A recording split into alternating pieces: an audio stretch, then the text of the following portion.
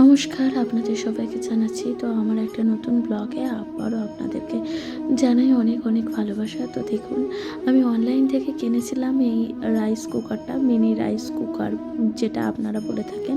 তো আমার মনে হয় এই ছোট রাইস কুকারগুলো বা স্টিম কুকার যাই বলুন না কেন, এতে ঠাকুরের ভোগ প্রসাদ রান্না করা খুবই সহজ ব্যাপার। ছোটোখাটো ঠাকুরকে কোনো কিছু বানিয়ে দিতে ইচ্ছে হলো ঘরে, বা কোনো কিছু রান্না করে দিতে ইচ্ছে হলো, তো সেটার জন্যই কিন্তু কেনা। তো যেহেতু আমাদের বাড়িতে গোপাল আছে, আমাদের গোপাল ঘরে আছে, সে কারণে আমি চেষ্টা করি যে ঠাকুরকে কিছু রান্না করে দেওয়ার। কিন্তু প্রতিদিন তো করে দেওয়া সম্ভব হয় না, যে কারণে আমি এটা অনলাইনে দেখলাম, দেখে এতটাই পছন্দ হয়েছে। ছোটোখাটোর মধ্যে জিনিসটা খুবই সুন্দর আর জিনিসটা খুবই ইউনিক। তো আমি দেখে জিনিসটা কিনলাম, ঠিক আছে। তো কেনার পর প্রথমেই আমি ট্রাই করলাম। তো আজকে একটু বানাচ্ছিলাম ভগবানের জন্য ফিরনি।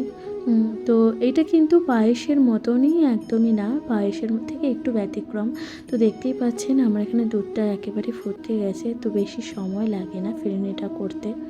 এখানে আমি গোবিন্দভোগ চাল ধুয়ে তো একটু একটু হালকা করে মিক্সিতে পেস্ট করে নিয়েছি, যে কারণে একটু দানা দানা থাকবে, কিন্তু পায়েসের যেরকম থাকে চাল চাল, তো ওরকম থাকবে না। আর ফিরনি রান্না করার সবথেকে একটা ইম্পর্টেন্ট ব্যাপার হচ্ছে এই রান্না করার সময় এটি বারবার শুধু নেড়ে যেতে হবে, কারণ এটা যদি নাড়া থামিয়ে দেওয়া হয় না, তাহলে জিনিসটা তলায় লেগে যাবে। আর এই কারণে হচ্ছে এটাকে ঘন ঘন নেড়ে যেতে হবে। তো দেখতেই পাচ্ছেন আমি ঘন ঘন জিনিসটা নেড়ে গেছি। আর অন্যদিকে দেখুন, এই হলো আজকের আমার ছাদ বাগানের ফুল, ঠিক আছে। তো এই হলো আমার আজকে ফুল। আর এই ফুলগুলো আমি সব তুলে নিয়ে এসেছি আমাদের গাছ থেকে। আর এখন আমি ঠাকুরকে সুন্দর করে সাজাবো ফুল দিয়ে। আর যেটা আপনাদের সাথে আজকে কিন্তু আমি না দেখিয়ে আর পারলাম না, কারণ এত সুন্দর ফুল ফুটেছে, যেখানে আমি পুরো পাগল হয়ে গেছি। তো এত সুন্দরভাবে ঠাকুরকে আজকে সাজাবো। আর অনেক দিন পর এখন একটু একটু করে ফুল ফোটা শুরু হয়েছে। আগে একদমই ফুল ফুটতো না গাছে, যে কারণে আমার অনেকটা বেশি খারাপ লাগতো। আর গাছের ফুল দিয়ে পুজো দিতে সবারই ভালো লাগে, তাই না? আপনাদের নিজেদের গাছ থেকে ফুল তুলতে, এই ফুল দিয়ে পুজো দিতে কিন্তু অনেক বেশি ভালো লাগে। তো দেখুন, এটা হলো সে কাঠগোলাপ বলুন বা এই কেতকী ফুল বলুন, যাই বলুন না কেন, তো এই কালারটা কিন্তু আমার কাছে রয়েছে। এই গাছটা কিন্তু অনেকটা আমি দেখেছি হলুদ আর সাদার মধ্যে হয়ে থাকে, কিন্তু আমার কাছে এই কালারটা রয়েছে। এটা একদমই আনকমন কালার। আমি এটা নার্সারি থেকে কিনেছিলাম।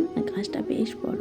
তো দেখুন, আজকে একটা সুন্দর অরেঞ্জ জবা ফুটেছে। আর অরেঞ্জ জবাটা আমি লক্ষ্মী ঠাকুরের কিন্তু পায়ে দিই, মা লক্ষ্মীর পায়ে দিই, আর মা লক্ষ্মীর পায়ে এবার ঘটেও দিই। আর দেখুন, এখানে আমার গোপাল আর গণেশ দুইজনকে, আর গণেশকে কিন্তু এখানে জবা ফুল, লাল জবা ফুল দিই, কারণ গণেশের খুবই পছন্দের ফুল হচ্ছে লাল জবা, ঠিক আছে। তো আমি চেষ্টা করি গণেশকে লাল জবা দেওয়ার বা পিঙ্ক জবা দেওয়ার, কারণ গণেশের খুবই পছন্দের ফুল হচ্ছে লাল রং। আর এখানে দেখুন, আমি গোপালকে এখন সুন্দর করে এই যে নয়নতারা ফুলগুলো আছে না আমাদের বাড়িতে, নয়নতারা ফুল দিয়ে সুন্দর করে সাজিয়ে নিচ্ছি। আর সাজাতে সাজাতে আমার খুব ভালো লাগছে যে ঠাকুরকে এভাবে ফুল দিয়ে সাজাতে, কারণ এত সুন্দর ফুলগুলো ফুটেছে আজকে, সব ধরনের জবা ফুলই ফুটেছে। আমি চেষ্টা করব এখন থেকে আপনাদের সাথে কিছু না কিছু সুন্দর সুন্দর ভিডিও দেওয়ার, বা সুন্দর সুন্দরভাবে ফুলের আমার গাছের ভিডিও যা আপনাদের সাথে দেওয়ার চেষ্টা করব। তো সে কারণে কিন্তু আপনাদেরকে আমার সঙ্গে থাকতে হবে, অবশ্যই ভিডিওটা দেখতে হবে। এই যে দেখুন, এই ফুলটা আমার খুবই পছন্দের ফুল। এই ফুলটা হলো জবা, তার বোটাতে যে ডানটিতে কিন্তু আবার একটা সুন্দর জবা হয়।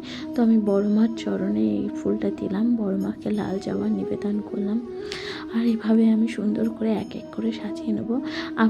আপনারা যদি আমার ভিডিও প্রথমবার দেখে থাকেন, অবশ্যই কিন্তু ফলো করে দেবেন, সাবস্ক্রাইব করে দিয়ে পাশে থাকবেন। আপনাদের কাছে ছোট্ট রিকোয়েস্ট, অবশ্যই আপনাদের গুরুত্বপূর্ণ মতামত দিয়ে জানবেন। কারণ কি জানেন তো, আমরা যারা বাড়িতে থাকি, আমরা যারা সংসারে কাজকর্ম করি, ঠিক আছে, মানুষ ভাবে যে সংসারে তেমন কোনোই কাজ নয়,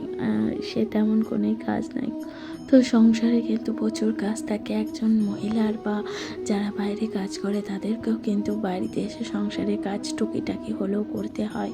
তো দেখুন এইভাবে কিন্তু ঠাকুরের পুজো করা বা ঠাকুরকে অভিষেক করা আমার কিন্তু অনেক বেশি লাগে। আমি প্রতিদিন চেষ্টা করি এরকমভাবে ঠাকুরকে সাজাতে।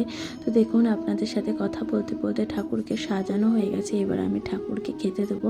তো এটা আমার ফিরনিটা কিন্তু একদম রেডি হয়ে গেছে। তো আমি এটা কিন্তু মানে জমে যায়, তো যে কারণে আমি চেষ্টা করেছি মানে সুন্দর করে করার। আর দেখতেই পাচ্ছেন আমার ফিরনিটা কত সুন্দর হয়েছে, আর ফিরনি কিন্তু খেতে অনেক বেশি ভালো লাগে। তো আমি চেষ্টা করি ঠাকুরকে ভোগ নিবেদন করার জন্য খিচুড়ি, পায়েস বা ফিরনি এই ধরনের কিছু রান্না করে দিই টুকিটাকি। তো আমার অনেক বেশি ভালো লাগে ভগবানকে সেবা করে দেওয়ার জন্য ছোটোখাটো, যে কারণে আমি এই রাইস কুকারটা কিনেছি। আপনারা অবশ্যই বলবেন এই মিনি রাইস কুকারটা কেমন হয়েছে, কমেন্টে কিন্তু লিখতে ভুলে যাবেন না, ঠিক আছে? তো দেখুন এবার আমার এই ফিরনিটা কিন্তু হয়ে গেছে। ফিরনিটা অ্যাকচুয়ালি হচ্ছে জমে যায়, জমে গেলে একদম দলা দলা মতন হয়ে যায়। তো যে কারণে বারবার একটু নাড়তে হয়, ঠিক আছে? তো নেড়ে দেখুন আমি ঠাকুরের থালায় এগুলো কিন্তু এক এক করে কিন্তু সার্ভ করছি। এবার ঠাকুরকে আমি খেতে দেবো। আর আপনাদের সাথে এই ছোট্ট মিনি ব্লগটা যেটা আমি শেয়ার করতে পারি। তো বন্ধুরা এই মিনি ব্লগটা তোমাদের কেমন লাগলো অবশ্যই তা লিখে জানাতে ভুলবে না। সবাই ভিডিওটা কিন্তু অবশ্যই দেখবে, কেউ ইগনোর করবে না, ঠিক আছে? অবশ্যই ভালো লাগলে লাইক করে দেবে, সাবস্ক্রাইব করে দেবে, ফলো করে দিয়ে পাশে থাকবে। তো আমার ঠাকুরের ভোগ খাবার দেওয়া হয়ে গেছে, তো এবার আমি জল দেবো গ্লাসে, জল দিয়ে ঠাকুরকে খেতে দেবো। তো আজকের মতন ব্লগটা আমি এখানেই বন্ধ করলাম। তোমাদের সাথে নেক্সট দিন আবার দেখা হবে খুব তাড়াতাড়ি। সবার সঙ্গে থাকবে, ভিডিওটা এনজয় করবে। নমস্কার।